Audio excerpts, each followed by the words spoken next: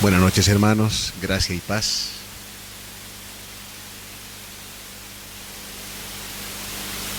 Es muy común para nosotros y no es extraño para nosotros celebrar el cumpleaños y agasajar a las personas que han cumplido años. Pero Jesús nos indica y nos pide explícitamente que recordemos su muerte. Y no como un acto truculento, lleno de elementos terribles, sino más bien de estas palabras fluyen vida. Y es contradictorio tremendamente. Quisiera invitarlos a que vayamos a Mateo, el capítulo 27.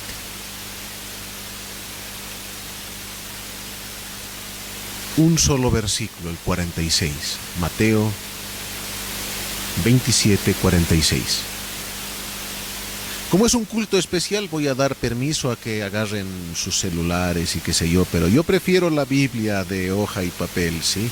No concibo una Biblia que necesite batería para funcionar. No entra en mi cabeza, sencillamente. Mateo capítulo 27, versículo 46 nos dice así: cerca de la hora novena, Jesús clamó a gran voz, diciendo: Elí, Elí, lama sabactani. Esto es: Dios mío, ¿por qué me has desamparado? El autor del texto que estamos siguiendo nos propone la victoria sobre lo indescifrable. Podemos nosotros entender y tal vez no entender, sino soportar algunos embates, algunas circunstancias. Y podemos inclusive admirar a personas que han logrado sufrir muchísimo. Podemos mirar a personas que han sufrido hambre, o que han sufrido desnudez, o que han sufrido la pérdida de sus seres queridos. Podemos nosotros mirar y eventualmente admirar a esas personas. Pero cuando llega un momento que no tiene explicación, algo que uno simple y sencillamente no puede entender y no logra explicarse, sino simplemente llevarse la mano a la boca y mirar qué es lo que ha sucedido. Y exactamente esa figura la tenemos con el campeón del sufrimiento, Job, que no solamente soporta y tiene que soportar y tiene que sufrir en un solo día pérdidas muy terribles, sino particularmente la pérdida de todos sus hijos. Y los únicos que se salvan son los mensajeros para traerle las malas noticias, nadie más. Pierde su familia, pierde sus hijos, pierde sus posesiones, pierde su salud. Y uno no encuentra una explicación para esto. Uno no encuentra un motivo claro que nos pueda dar razón de estos 42 capítulos de Job. Podemos mirar a la vida de Pablo, el gran evangelista, el hombre que iba a escribir la manera en que íbamos a entender el evangelio nosotros, los no judíos, los gentiles. A lo largo de 2000 años, sus escritos, inspirados por el Señor, nos traen vida y nos traen paz. Y este hombre es atacado por ese aguijón en la carne. Y no podemos explicar cómo es que un hombre con semejante misión en la vida tenga que padecer algo. Y Jesús, en realidad, Volquemos nuestros ojos a Jesús. Está sufriendo como pecador, pero sin haber cometido un solo pecado en toda su vida. Y cuando el pecado ejerce su acción sobre él, produce el quiebre. ¿Recuerdan el huerto de Edén? ¿Quién es el que busca? ¿Quién es el que pregunta? Es Dios. Y dice: Adán, ¿dónde estabas? Y Adán le dice: me escondí, estaba con miedo. Pero en el caso de Jesús, es Jesús el que clama por este nuevo encuentro, por este abandono que sufre. Y uno dice: ¿cómo es posible? El que menos debería sufrir las consecuencias del pecado, sufre la mayor consecuencia del pecado. Aquel que pasaba noches orando, aquel que pasaba momentos intensos y sabiendo y viendo cómo las señales eran colocadas una tras otra delante de los ojos y oídos de los que lo seguían, la voz del Padre diciendo: este es mi Hijo amado en el que tengo complacencia. Y de repente Jesús es traicionado por Pedro, es traicionado por todos sus discípulos que lo abandonan. ¿Y cuál es la reacción de él? ¿Enojo? ¿Revancha? ¿Resentimiento? No. A pesar del abandono que sufre, porque es consecuencia del pecado, ese abandono, él clama a Dios. Y eso nos dice en Hebreos: él clamó con súplicas y ruegos al único que podía librarlo de la muerte, y él fue oído. Y nuevamente en Hebreos nos dice: él sufrió tal contradicción de pecadores. Pero ¿cuál fue su reacción? ¿Envalentonarse y decir: acá yo soy el que mando, acá yo soy el que tengo el punto final? No. Fue colocarse en la posición de hijo, de siervo y de clamar a Dios: Elí, Elí, lama sabactani. Tal vez tú estás sufriendo. Tal vez tú tienes un sentimiento o un resentimiento. ¿Cuál es tu reacción? ¿Levantar el puño al cielo y decir y reclamar? Abre tu mano y clama al Señor. Él es el único que puede escucharte, entenderte y darte una respuesta. Probablemente no sea la respuesta que quieras, probablemente no sea lo que tú quieres escuchar, tal vez, pero Él es Dios y Él tiene lo mejor para ti. De lo contrario, y lo que queda fuera de todo eso, es tinieblas y son lamentaciones. Cuando estemos pasando por ese valle oscuro, por ese momento difícil, clamemos al que nos puede escuchar, entender y dar una respuesta. Elí, Elí, lama sabactani. Dios mío, no solamente Dios, ¿qué ha pasado? Dios mío, Dios mío, lama sabactani. Que el Señor nos bendiga.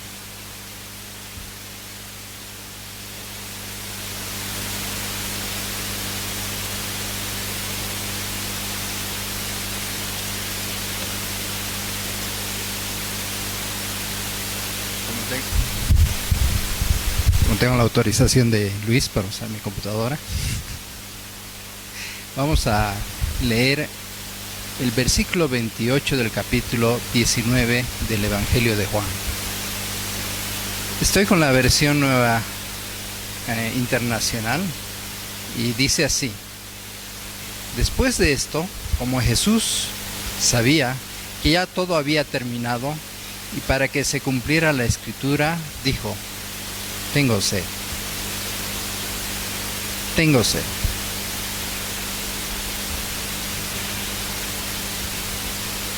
Una frase no extraña, más bien común, ¿no es cierto? Tengo sed. ¿Cuántas veces decimos eso? ¿No? Se me ocurre cualquiera de mis hijos llegando de jugar fútbol y lo primero que dicen es: tengo sed. Se van a buscar algo en el refrigerador, toman agua, etc. Sin embargo, la situación en la que Jesús dice tengo sed es muy especial.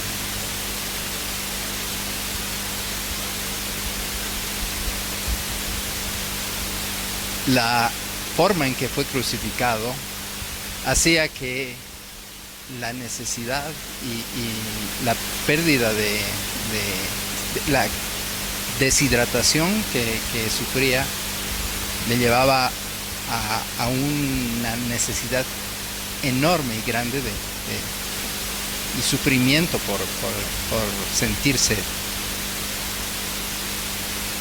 ¿Y qué dirían aquellos que lo persiguieron, que lo llevaron hasta la cruz?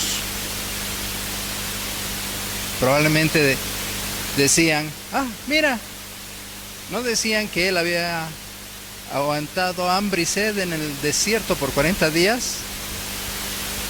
Y ahora, sufriendo de sed, ¿no? Una derrota.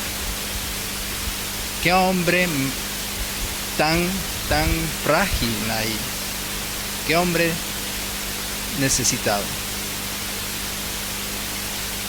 Pero, ¿qué fin tenía para Jesús reconocer que tenía sed?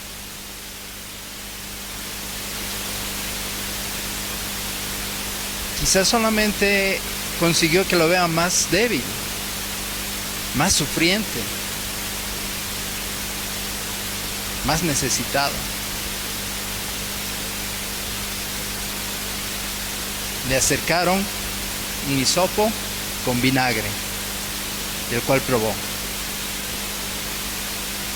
No era esa mezcla de vinagre y mirra que le habían ofrecido las mujeres mientras iba hacia la crucifixión, porque eso le hubiese permitido aguantar el dolor, pero el vinagre solo le permitiría seguir un tiempo más con el sufrimiento que tenía.